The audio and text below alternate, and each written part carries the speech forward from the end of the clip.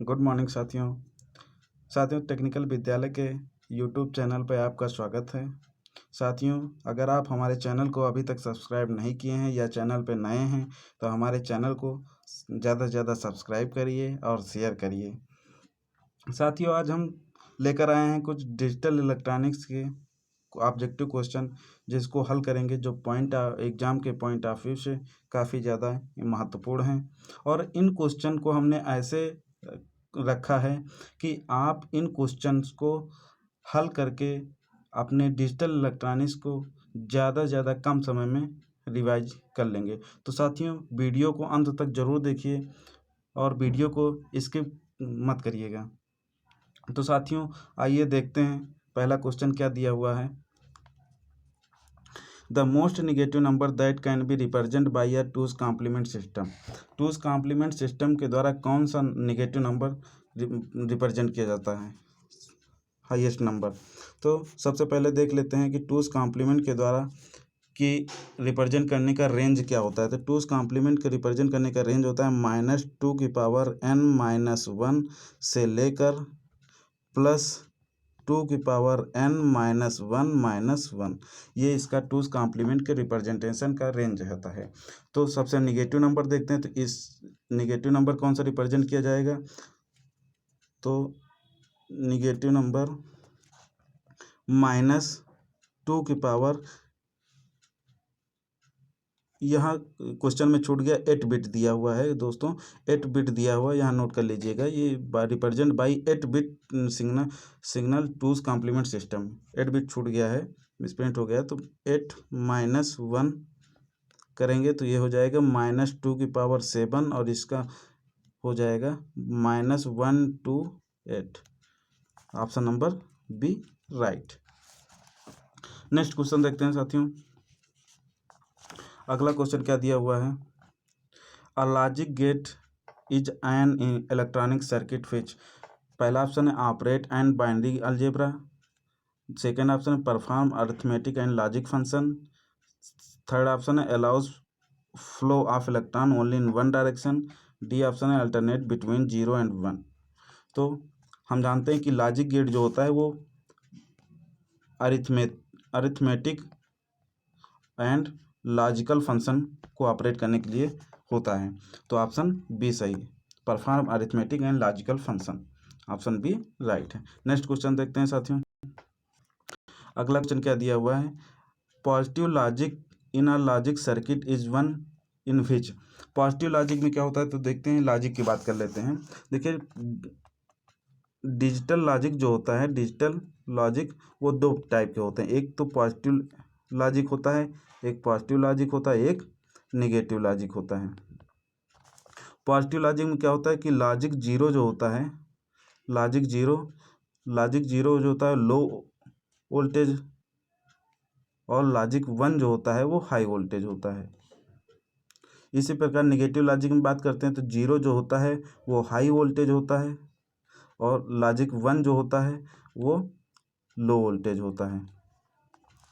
तो क्वेश्चन में क्या दिया हुआ है, logic 0 and 1 represent by 0 and positive voltage respectively, ये जरूरी नहीं है, ऑप्शन बी गलत है।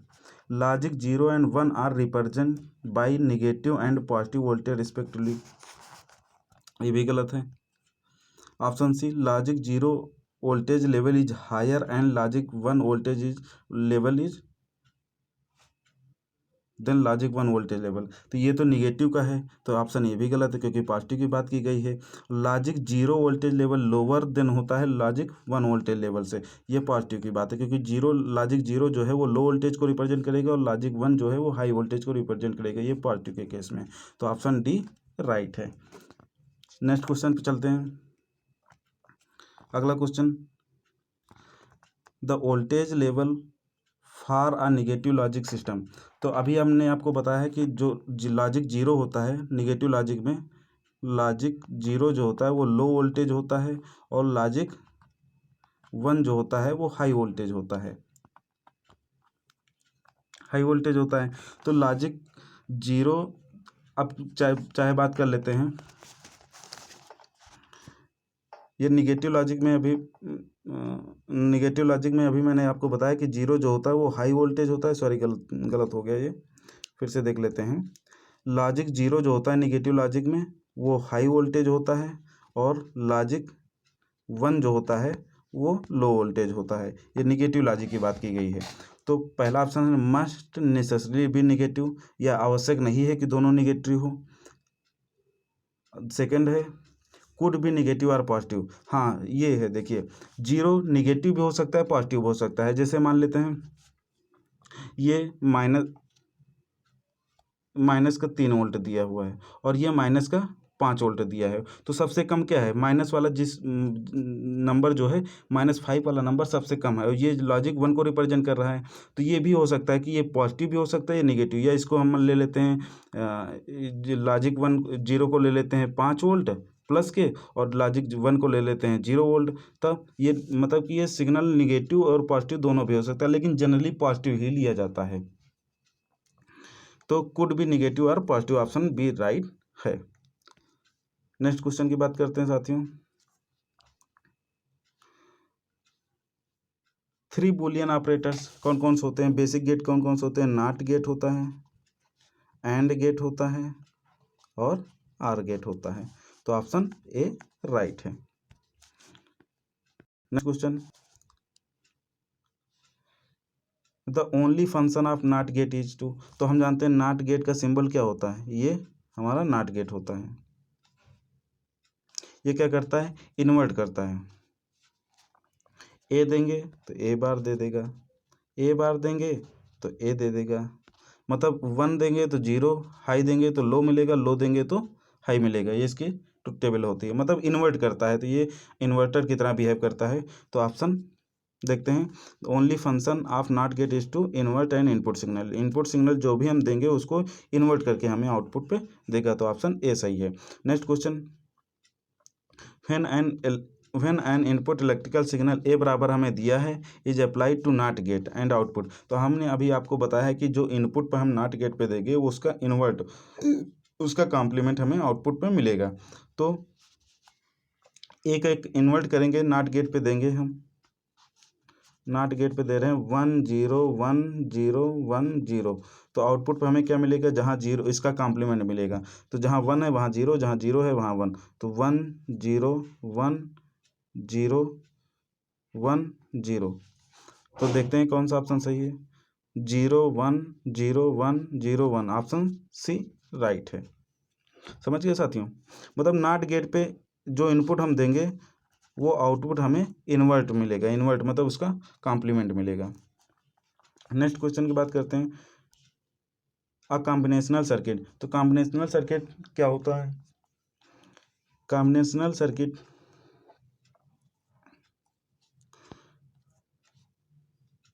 सर्किट की बात करते हैं, तो कॉम्बिनेशनल सर्किट में पहला ऑप्शन क्या है, ऑलवेज कंटेन्स मेमोरी एलिमेंट। तो ये याद रखिए, कॉम्बिनेशनल सर्किट में ना तो कोई मेमोरी एलिमेंट होता है, और ना तो कोई फीडबैक होता है, कॉम्बिनेशनल सर्किट में। अगर कॉम्बिनेशनल सर्किट में मेमोरी एलिमेंट और फीडबैक फीडबैक हो तो वो क्या कहलाता है, सीक्वेंशियल सर्किट कहलाता है। तो combinational circuit is always contain memory element, गलत। नेवर कंटेन मेमोरी एलिमेंट, बिल्कुल सही है। सर्किट में कोई मेमोरी एलिमेंट्स नहीं होता है। Next question, the output of XOR gate with A and B as input will be. तो एक्सआर गेट का सिंबल क्या होता है, ये एक्सआर गेट का सिंबल होता है, ये ए होता है, ये बी होता है। एक्सआर गेट का आउटपुट क्या होता है, ए एक्सआर बी। इसको क्या लिख सकते हैं, इसको क्या लिखते हैं, A B bar plus A bar B. ये एसओपी फॉर्म में है। अगर इसको पीओस फॉर्म में लिखेंगे तो पीओस फॉर्म में होता है ए प्लस बी एक ब्रैकेट में इंटू ए बार प्लस बी बार दूसरे ब्रैकेट में, ये पीओस फॉर्म में होता है। तो अब देखिए इसमें कोई ऑप्शन नहीं मिल रहा है। अब ये वाले देखो सॉल्व करो तो देखो कौन सा ऑप्शन मिलता है। तो पीओस फॉर्म में क्या बताया मैंने आपको, पीओस फॉर्म में ए प्लस बी एक ब्रैकेट में, दूसरे ब्रैकेट में ए बार प्लस बी बार। अब देखिए ए प्लस बी, इसमें डिमार्गन थ्योरम लगा दिए, इसमें डिमार्गन थ्योरम लगा देंगे तो क्या होगा, ए बी का होल बार। तो ऑप्शन सी सही है। नेक्स्ट क्वेश्चन,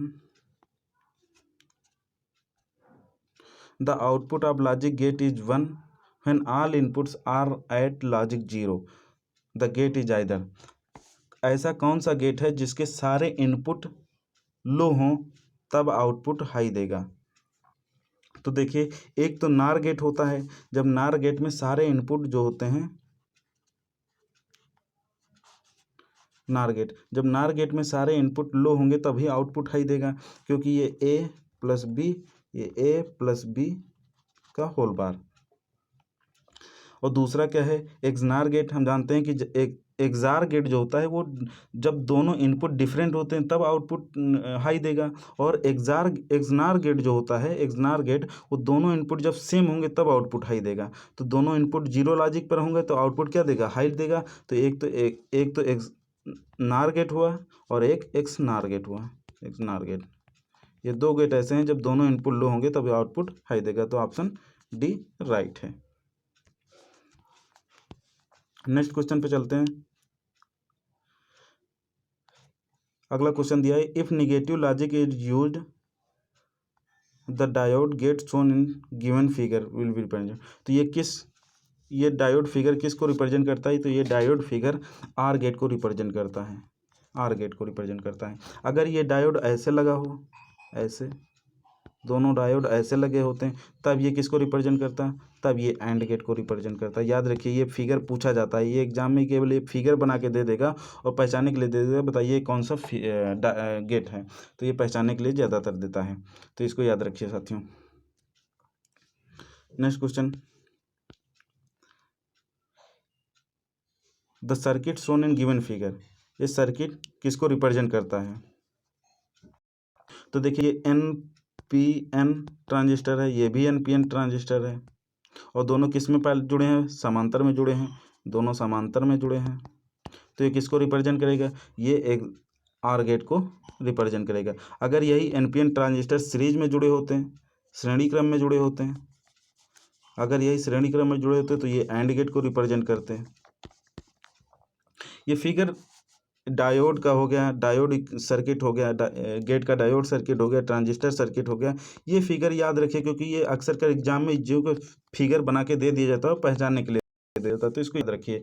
अगर डायोड हमारे एनपीएन ट्रांजिस्टर की बात करते हैं, अगर समांतर में है तो आर गेट होगा, अगर एनपीएन ट्रांजिस्टर समांतर में है तो वो आर गेट होगा, अगर एनपीएन ट्रांजिस्टर सीरीज में है, अगर एनपीएन ट्रांजिस्टर सीरीज में है तो वो एंड गेट होगा, सीरीज में है तो एंड गेट होगा।